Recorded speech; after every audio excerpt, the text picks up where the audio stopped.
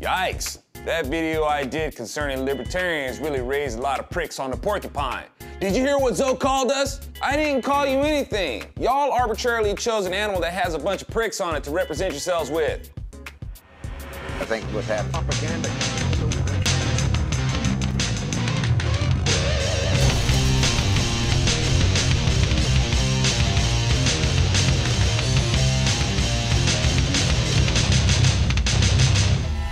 Many libertarians are an amazing breed in that y'all overthink things without actually thinking things through.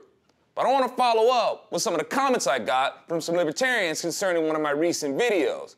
Here's one from a YouTube user called The God You Wish You Knew, and some others that tried to parrot his point, who say, I don't understand the argument of if a woman feels she should be able to have an abortion, she will eventually expect you to pay for it. You can use that argument for anything. If a woman feels she has the right to use a gun, she will eventually expect you to pay for it.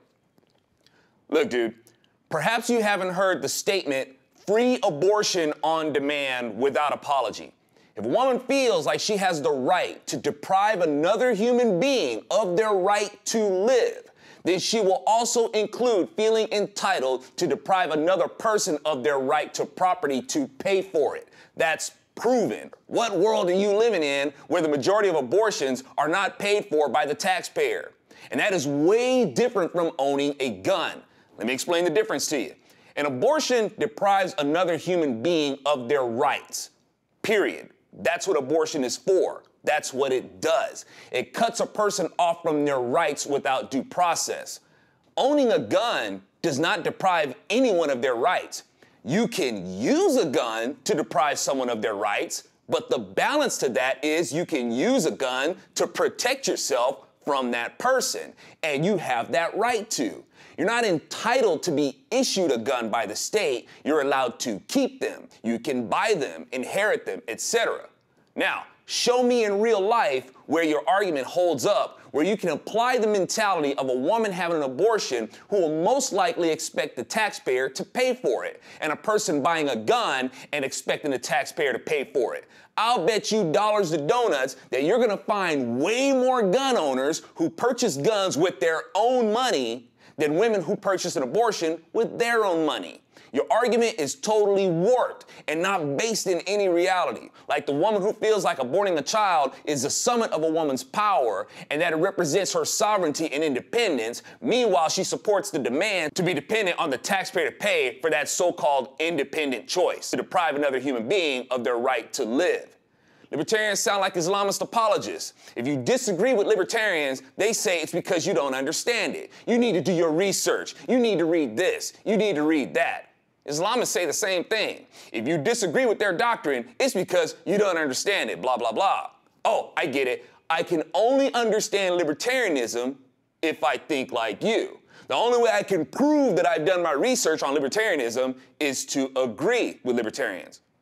Anyway, check out this contention from TJ Callahan. He says, let the Lord be your standard. I already suggested that, dude. Anyway, he says, let the Lord be your standard, not the Republican Party. I never said make the Republican Party your standard. What are you talking about? He goes on to say, libertarianism lets you follow what you like. There's nothing in libertarianism that wants the government to pay for everything. Where do you come up with this stuff? Reality is where I come up with this stuff. And don't preach to me about letting the Lord be my standard, trying to be the self-righteous selective Christian, and then on the other side of your mouth, boast about libertarianism being about doing what you like. Where in the Bible does Jesus say, do what you like? Jesus did, however, say, go forth and don't sin anymore. But I get it. If you ain't sinning, you ain't living. And Jesus is only good enough to justify people for doing whatever they want while pretending that it never affects somebody else. That ain't a standard of Jesus. Or how about this one from Anthony Dominguez? Zoe is under the assumption that conservative equals Republican. That is the biggest crock of shit I have ever heard.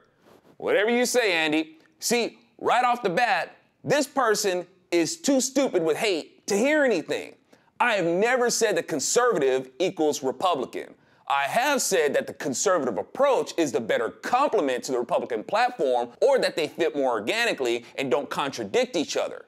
Also, Andy doesn't seem to understand the difference between foundations and people deviating from principles. He's trying to use the iniquities of people rather than the principles to illustrate the Republican position. Here's one from Ala Toledo 1. I don't see how Christ would be pro-war, pro-military like the typical Republican.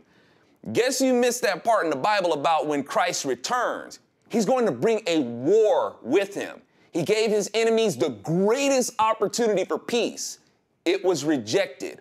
War is next. The Bible says make peace where it's possible.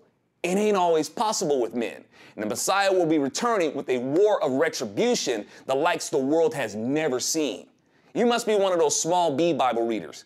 And what is it with the small L libertarian stuff? If being a libertarian is so awesome, own it and be a libertarian with a capital libertarian. But I often hear that clarification that makes a person sound so distinguishing to say, I'm a small L libertarian. I mean, can that be applied to other things as well? With straight people who occasionally like to fool around with the same sex be small H homosexuals? I'm not really hungry, like big dinner hungry. I'm more like small H hungry. I just want some soup or something. 2 beers is my limit, bro. I only want to get small D drunk. I'm not a racist. I like anybody based on the content of their character.